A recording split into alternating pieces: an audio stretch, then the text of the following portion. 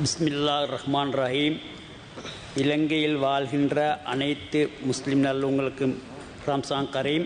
நியோஜக நாயகத்துமணி, எமது நாடு அபிவிருத்தி அடைந்து வரும் நாடாக காணப்பட்டாலும் தெற்காசியா பிராந்தியத்தில் மிக முக்கியமான வர்த்தக நகரமாக காணப்படுகிறது. முக்கியமாக ஆங்கிலேயரின் வருகையின் பின்னர் எமது நாட்டில் தேயிலை, கோப்பி மற்றும் ஏற்றுமதி பயிர்களின் உற்பத்தி மூலம் நாட்டின் பொருளாதாரத்திற்கு பெரும் பங்களிப்பு கிடைத்ததோடு எமது நாட்டின் பெரிய அளவில் வெளிநாடுகளில் பிரபல்யமடைந்திருந்தது. හරියන්න නම් මල්ලි හරිම තැනට යන්න ඕන. LOLC Finance හරියන්න හරිම තැන. அத்தோடு முக்கியமாக மலைநாட்டு பகுதியில் நாம் பொதுவாக பூக்கள் மற்றும் மரக்கறி வகைகள் போன்றவற்றின் ஏற்றுமதி மூலம் எமது நாட்டின் பொருளாதாரத்துக்கு சிறு பங்களிப்பை செய்யக்கூடியதாக இருந்தது.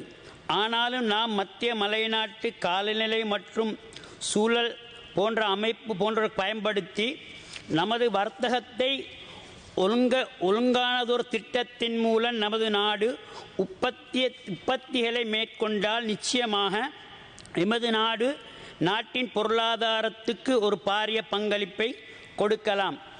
அதே போன்று எங்களுக்கு தெரியும், சென்ற அரசாங்கத்தின் மூலம் சத்துசைகள் இல்லாமலாக்கப்பட்டது. உதாரணமாக சொல்லப்போனால் 3 கண்டெய்னர்கள் STC அனுப்பப்பட்டது. அது இன்று வரை சத்துசைக்கு கிடைக்கப்பெறவில்லை. அதே போல எங்களுக்கு தெரியும், நிச்சயமாக இலங்கையில் சத்துசையை மேம்படுத்துவதற்கு எங்களது அரசாங்கம் மிகப்பெரிய பாரிய முயற்சியை எடுத்துக்கொண்டிருக்கின்றது. கம்பளை பிரதேசத்தை நான் பிரதிநிதிப்படுத்தக்கூடியவனாக இருந்தாலும் 2 சத்துசைகள் உள்ளது.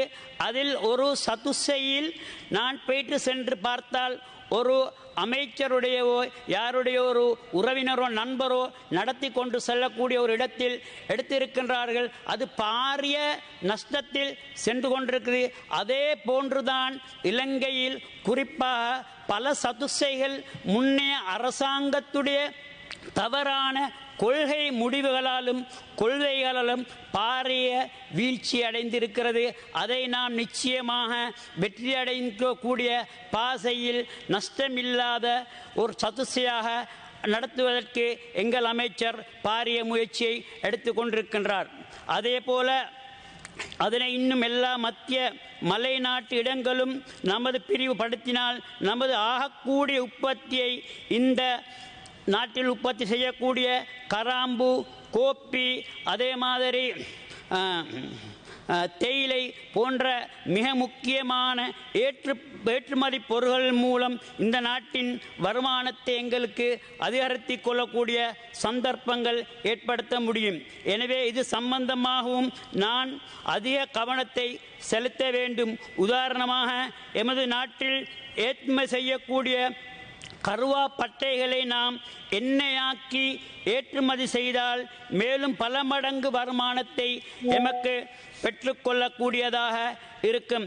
அதே போன்று முன்னைய அரசாங்கத்தில் அங்கம் வகித்த சில அமைச்சர்கள் அவர்களுடைய உறவினர்கள் மூலம் இந்தோனேசியாவில் இருந்து கொட்டப்பாக்கு, துண்டு பாக்கை இறக்குமதி செய்வதாக கூறிக்கொண்டு பாக்கை இறக்குமதி செய்து அது இலங்கைக்கு வரும்போது 180 ரூபா 200 ரூபா கோஸ்ட் அடையக்கூடியதாக இருந்தது. அதை முந்தைய காலத்தில் 1100 ரூபாய்க்கு விற்கப்பட்ட பாக்கு இன்றைக்கு 550 ரூபா 600 ரூபாய்க்கு கீழடைந்தது. அது முந்தைய அரசாங்கம் பெரிய அளவில் கண்டெய்னர் கணக்கில் இறக்குமதி செய்ததன் விளைவாக அது நஷ்டமடைந்தது. நமது அரசாங்கம் அதை சம்பூர்ணமாக நிறுத்தி அதுக்கு விவசாயிகளுக்கு மேலதிகமான நன்மைகளை பயக்கக்கூடிய அளவில் நடவடிக்கை எடுத்துள்ளது. அடுத்ததாக எமது நாட்டில் அனைவரும் விரும்பி சாப்பிடும் வாழைக்காய் மூல நல்ல புதிய உற்பத்திகளை திறனாக செய்து அதன் மூலம் நல்ல வருமானத்தை பெற்றுக்கொள்ளக்கூடிய எத்தனையோ மக்கள் மத்திய மலைநாட்டில் உள்ளனர். எனவே அவர்களின் உற்பத்திகளை அதிகரிக்கக்கூடிய வகையில் அவர்களுக்கு நம் அரசாங்கத்தின் மூலம் கை கொடுத்து அவர்களை ஊக்கமூட்டினால் அதில் நமது மக்களின் வருமானத்தை நல்ல முறையில் ஊந்தலை கொடுத்து என கூறிக்கொள்ள விரும்புகிறேன்.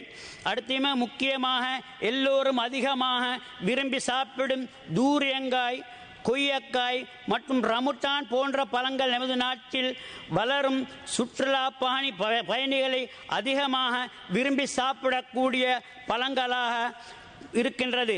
அவை பொதுவாக ஒரு வருடத்தில் 2 முறை காய்க்கக்கூடியது. ஆனால் இப்பழங்கள் உற்பத்திக்காக கொடுக்கப்பட்டுள்ள இடங்கள் மற்றும் அதன் மூலம் உற்பத்திகளை அதிகமாக பெருக்கி எமக்கு வெளிநாடுகளுக்கு ஏற்றுமதி செய்து அதிகமான வருமானத்தை பெற்றுக்கொள்ளக்கூடிய சந்தர்ப்பம் எமக்கு இருக்கின்றது. இதனையும் நாம் கவனத்தில் கொள்ள வேண்டும். இதனையும் நாம் ஒழுங்காக திட்டமிட்டு மக்களை உற்சாகப்படுத்தினால் பல நல்ல உற்பத்திகளை இதை மூலம் பெற்றுக்கொள்ளலாம். எனவே இது சம்பந்தமாகவும் நாம் அதில் கூடிய கவனத்தை செலுத்த வேண்டும். முக்கியமாக நான் கூறிக்கொள்ள விரும்புவது, எமது மலை நாட்டில் அதிகமான நிலங்கள் அரசாங்கத்திற்கும் சொந்தமாக மற்றும் தனியாருக்கு சொந்தமாக காணப்படுகின்றது. எனவே அவைகளை நாம் இனம் கண்டு இந்த மாதிரியான உற்பத்திகளை செய்யக்கூடியவர்களை கண்டு அவர்களுக்கு நாம் பெற்றுக் கொடுப்போமானால் நாம் உண்மையிலே மத்திய மலை நாட்டுக்கும் இந்த நாட்டுக்கும் பெரியதொரு உற்பத்தி செய்வதன் மூலம் வருமானத்தை பெற்றுக்கொள்ளக்கூடியதாக இருக்கும். அதே போன்று நம் நாட்டில் பொருளாதார வளர்ச்சிக்கு கை கொடுக்கக்கூடிய உதாரணமாக ஒரு பகுதியாக மாறலாம் என நினைக்கிறேன். அது மலை நாட்டின் பங்குக்கு கூட நல்ல வழியாக இருக்கும். அடுத்ததாக உதாரணமாக சொல்லப்போனால் நாம் இன்று ஒரு கமிஷன் ஒன்றை வைத்து இந்த நாட்டில் நடத்தி வரக்கூடிய சதுசேகளுக்கு நிச்சயமாக ஒரு கணக்கீடு செய்ய வேண்டும். ஏனென்றால் அதன் மூலம் முந்தைய அரசாங்கங்கள் முக்கியமாக எடுத்திருக்கக்கூடிய பில்டிங்களுக்கு அதிகமான கூலிகளை கொடுத்துத்தான் இன்றைக்கு நடத்தி கொண்டு இருக்கிறார்கள். அதன் மூலம் அரசாங்கத்துக்கு பாரியொரு நஷ்டம் ஏற்பட்டிருக்கின்றது. அதே போல நான் மதிப்பும் மரியாதையும் வைத்து கொண்டிருக்கக்கூடிய எங்கள் தமிழ் சகோதரர்கள் ஒரு விடயத்தை எனக்கு கூறினார்கள். எங்கள் MP அர்ச்சுனா அவர்கள் முஸ்லிம் சமுதாயம் மீது சேறு பூசும் நோக்கத்துடன் ஒரு உரையை முஸ்லிம் விவாகம் சம்பந்தமாக உரையாற்றி இருந்தார்கள். அது முஸ்லிம் மக்களுக்கும் பாதிப்பை ஏற்படுத்தியது. அதே போல எங்கள் சகோதரர்கள் தமிழ் சகோதரர்களும் எங்களுக்கு நிச்சயமாக இதுக்கு ஒரு பதில் உரையை அர்ச்சுனா அவர்களுக்கு கொடுக்க சொன்னார்கள். அர்ச்சுனா அவர்களே, நீங்கள் ஒன்றே தெரிந்து கொள்ளுங்கள், நாங்கள் அரசாங்கத்தில் ஜாதி மதம் இனம் எதையுமே பார்க்காத எங்கள் ஜனாதிபதி அன்றகுமார் அவர்களும் நாங்கள் 159 பேரை கொன்ற MP-மாரும் முஸ்லிம் சமுதாயத்தின் மீது பாரிய கர்சனையுடனும் அந்நிய சமுதாயத்தை மதித்து வாழக்கூடிய எங்கள் பாராளுமன்ற உறுப்பினரும் இருக்கக்கூடிய இந்த இடத்தில் இனவாதத்தையும் ஜாதிவாதத்தையும் பரப்பக்கூடிய அர்ச்சுனா அவர்கள் முஸ்லிம்களுடைய விவாகம் சம்பந்தமாக தெளிவற்ற ஒரு கருத்தை தெரிவித்தார்கள். ஆகையால் அந்த கருத்துக்களை அவர் திரும்ப பெறுவதோடு முஸ்லிம் சமுதாயத்திடம் பகிரங்கமாக மன்னிப்பு கேட்க வேண்டிக் கொள்கிறேன் அர்ச்சுனா அவர்களிடம். அடுத்ததாக எனது உரையின் கால நேரம் போதாமையினால் எனது மீதி உரையை ஹன்சாட் செய்கின்றேன்.